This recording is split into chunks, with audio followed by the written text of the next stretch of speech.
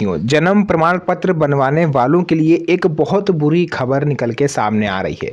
जी हाँ साथियों, नया साल 2026। अगर आप जन्म प्रमाण पत्र इस साल में बनवाने जा रहे हो या इसके बाद बनवाओगे तो आपके लिए एक बहुत बड़ी मुसीबत अब होने जा रही है, क्योंकि अभी तक आप आधार कार्ड की सहायता से जन्म प्रमाण पत्र बनवा सकते थे। बट जब से सरकार ने आधार कार्ड को अमान्य घोषित किया है आपके बर्थ सर्टिफिकेट के लिए, तब से इसमें एक और नया नियम जोड़ा गया है, जो कि आज आपको इस वीडियो में जानने को मिलेगा। तो अगर आप थोड़ा सा भी सीरियस हैं अपने जन्म प्रमाण पत्र को लेकर के, तो आज की इस वीडियो को पूरा जरूर देखेंगे ताकि आपको बिल्कुल सटीक जानकारी हो पाए। तो चलिए वीडियो को स्टार्ट करते हैं। तो साथियों, यहाँ पर देखिए, सबसे पहले मैं आपको पुराना तरीका बताता हूँ, उसके बाद मैं आपको उसके बीच में नए तरीके के बीच में डिफरेंस बताऊँगा कि आखिर दोनों में डिफरेंस क्या है और अब आखिर आप लोग के लिए मुसीबत क्यों है।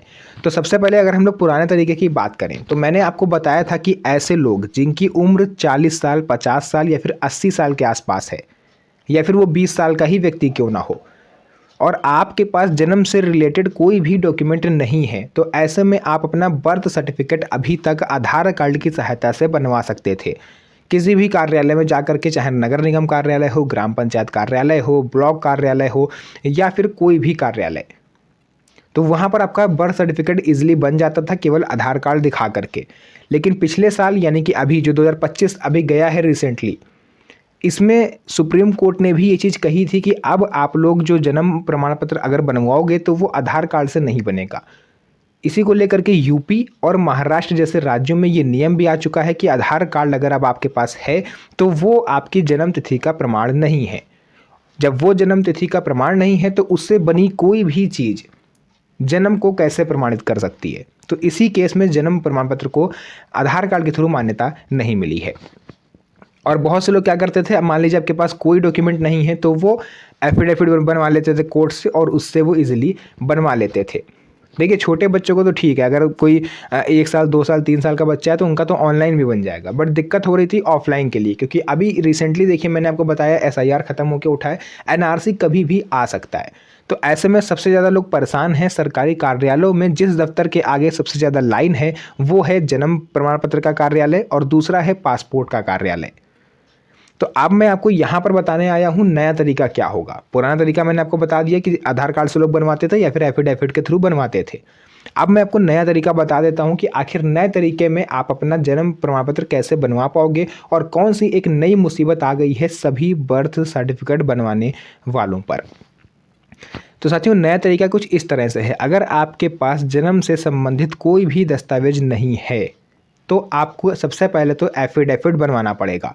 किसी भी कोर्ट या वकील से मिल करके आप जा करके वहाँ पर एफिडेविट बनवा सकते हो। उसको बनवाने का भी प्रोसेस क्या है वो भी मैं आगे आपको बताऊंगा, क्योंकि उसमें भी कई चीज़ें चाहिए होती हैं।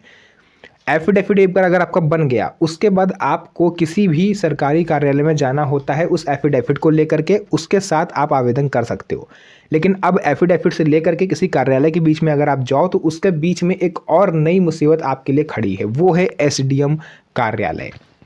बिल्कुल सही सुना आपने साथियों, एसडीएम कार्यालय। अब जब तक आप एसडीएम कार्यालय से जा करके एनओसी यानी कि सर्टिफिकेट आप नहीं ले लेते हो अपने, या फिर यूं कहें कि एफिडेविट को आप वेरीफाई नहीं करवा देते हो, तब तक आप किसी भी कार्यालय में जाके अपने बर्थ सर्टिफिकेट के लिए अप्लाई नहीं कर सकते। ये एक बड़ी मुसीबत है 2026 में जन्म प्रमाण पत्र बनवाने वालों को लेकर के। अब मैं आपको बता देता हूँ कि एफिडेविट कैसे बनवाना है, एसडीएम कार्यालय में जाके क्या प्रोसेस करना है, कैसे आपको वहाँ से एनओसी मिलेगी, कैसे आपका एफिडेविट वेरीफाई होगा, उन सभी चीज़ों के बारे में। तो सबसे पहले आपको क्या करना है, मान लेते हैं कि आपकी उम्र 40 साल है और आपके पास आपका बर्थ सर्टिफिकेट नहीं है। आप क्या करना है, आपको अपने आधार कार्ड की फ़ोटोकॉपी आपको लेकर के जानी है। अब ये मत कहिएगा कि जब आधार कार्ड प्रूफ नहीं है तो हम कैसे ले जाएं। आधार कार्ड इसलिए लेके जाना है कि आप पहचान आपको सत्यापित करनी है वहाँ जाके। भाई, पहचान का तो दस्तावेज है ही ना आधार कार्ड। तो आपको अपना Aadhaar card, 2 passport size photo, recently खिंची हुई हो, ज़्यादा पुरानी ना हो, बैकग्राउंड पीछे सफ़ेद होना चाहिए, कलरफुल नहीं होना चाहिए।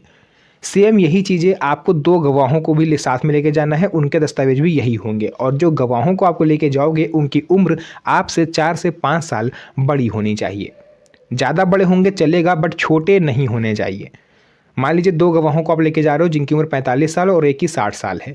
दोनों को अपने आधार कार्ड की फ़ोटोकॉपी और उनको भी एक पासपोर्ट साइज फ़ोटो और आधार कार्ड की फ़ोटोकॉपी पर सिग्नेचर सहित देनी होगी। आप किसी भी कोर्ट चले जाएंगे, वहाँ पर आपको वकील बाहर बैठे मिल जाते हैं, आप उनसे कांटेक्ट करोगे, उनको पूरी अपनी समस्या बताओगे तो वो आपके लिए एफिडेविट तैयार करते हैं नोटरी के माध्यम से। वो कुछ क्वेश्चन पूछेंगे आपसे, आपके जो भी आप गवाह लेके जा रहे हो उनसे क्रॉस वेरिफिकेशन करने के बाद आपका एफिडेविट बना देते हैं। एफिडेविट में लिखा क्या जाता है कि आप आखिर देरी से बनने का कारण क्या है, पहली बात तो।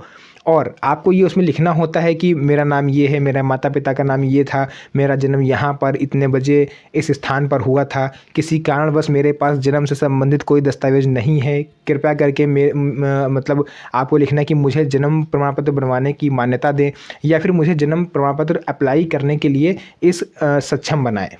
क्योंकि जब तक एफिडेविट नहीं होगा तब तक आपका जन्म प्रमाण पत्र बनेगा नहीं, है ना। उसमें आपको ये भी लिखना पड़ेगा कि मेरे इसी एफिडेविट को मेरे जन्म से संबंधित प्रमाण माना जाए, और मैं ये शपथ खा के कहता हूँ कि ये जो जानकारी मैं इसमें दे रहा हूँ वो पूरी तरह से सच है। अगर इसमें किसी तरह की कोई गलती होती है या जांच के दौरान अगर कोई गलती इसमें पाई जाती है तो सरकार या कानून मेरे ऊपर कार्रवाई कर सकता है। ये चीज़ आप लिखोगे, उसके बाद आपके सिग्नेचर होंगे और एफिडेविट आपका बन के तैयार हो गया। अब एफिडेविट तो तैयार हो गया, अब यहाँ से गवाहों का काम खत्म, आपका काम स्टार्ट। आपको उसी एफिडेविट को लेकर के अब आप किसी भी, अभी तक क्या होता था, उस एफिडेविट को लेकर के आप किसी भी नगर निगम कार्यालय, ग्राम पंचायत कार्यालय चले जाते थे, आपको बर्थ सर्टिफिकेट का फॉर्म मिल जाता था, आप उसको भर के एफिडेविट साथ में लगा के जमा कर दिया, आपका काम खत्म। बट अब इसके बीच में क्या है, उस एफिडेविट को लेके आपको एसडीएम कार्यालय जाना होगा। एसडीएम कार्यालय आप जाओगे, वहाँ पर वो आपने जो भी चीज़ें उसमें लिखी हुई हैं उसको हो सकता है कि वो वेरीफाई करवाएं। वेरीफाई नहीं करवाएंगे तो वो आपसे कुछ क्वेश्चन पूछ सकते हैं, जहाँ पर वो आपसे देरी से बनवाने के कारण पूछेंगे, क्या रीज़न है कि अब आप इसे बनवा रहे हो। और भी कई चीज़ें वहाँ पर हो सकती हैं। आपको वहाँ पे एक फॉर्म दिया जाएगा, वो फॉर्म आपको फिलअप करना है, उस पर एसडीएम के सिग्नेचर होंगे, फिर आपके एफिडेविट के साथ उसको अटैच किया जाएगा, उसको एक एनओसी की तरह आप लोग ले सकते हो। फिर उन दोनों एफिडेविट और साथ में जो वहाँ से फॉर्म मिलेगा उसको पिनअप करके फिर आपको आ जाना है नगर निगम कार्यालय या फिर समाज कल्याण विभाग के ऑफिस या ग्राम पंचायत कार्यालय या फिर ब्लॉक ऑफिस, जहाँ पर भी आप गाँव या शहर में रहते हो। यहाँ पर आपको जन्म प्रमाण पत्र बनवाने का एक फॉर्म मिलेगा।